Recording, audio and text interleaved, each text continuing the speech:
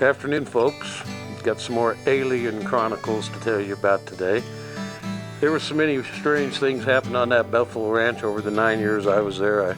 I could go on for days, but I'm going to try and tell these stories in a chronological order that they actually happened. So this was long about that first summer that I was there too, and I'd already seen a half a dozen of the mutilated buffalo, and I got to tell you, that was some bizarre stuff. Whenever they killed a bull buffalo, they'd take the penis out of the sheath, and the penis on a buffalo is a good 3 foot long, and the sheath, the skin casing, I'll call it, that the penis is in, grows right to the belly of the buffalo, and it's a good 3 foot long. In fact, it's long enough that when we'd slaughter those buffalo for meat, some guy had us save those penises, and he'd dry them and make golf putter handles out of them. So that just gives you an idea how long these penises were.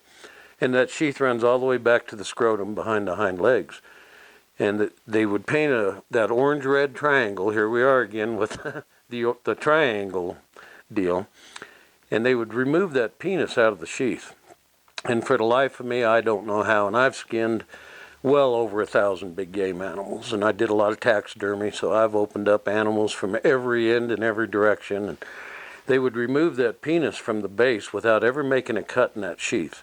So they had to reach down in there somehow almost 3 feet to sever that penis and pull it out of that sheath. And I don't know how they did it. There's no blood, no marks, nothing.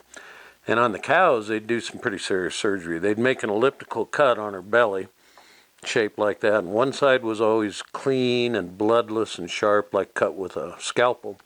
And the other side was always ragged and crusty and smelt burnt. And then they'd almost always take the fallopian tubes out, and occasionally the uterus too. But no matter what they took out of it, all those cows were always pregnant. If they killed one early in the spring, they'd pull the fetus out, no bigger than that, a little hairless thing, and lay it on the rib cage of that dead cow and paint a triangle on it.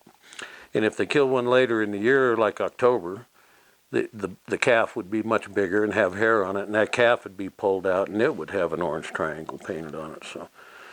So after, a half a dozen of those, you start paying attention to what the hell's going on that ranch. So the general manager lived about a mile away from me in another house, and I don't know how to describe him. He wasn't the boldest man, maybe is the best way to say it, and he was pretty freaked out about all this stuff, and of course he was responsible for running the ranch. I was basically the hired man, but he had a girlfriend that had some health issues with her hips, and she needed help getting up and down and things like that. So one night she was doing a sleepover at his house, and she woke him up in the middle of the night, had to go to the bathroom, and he helped her get up.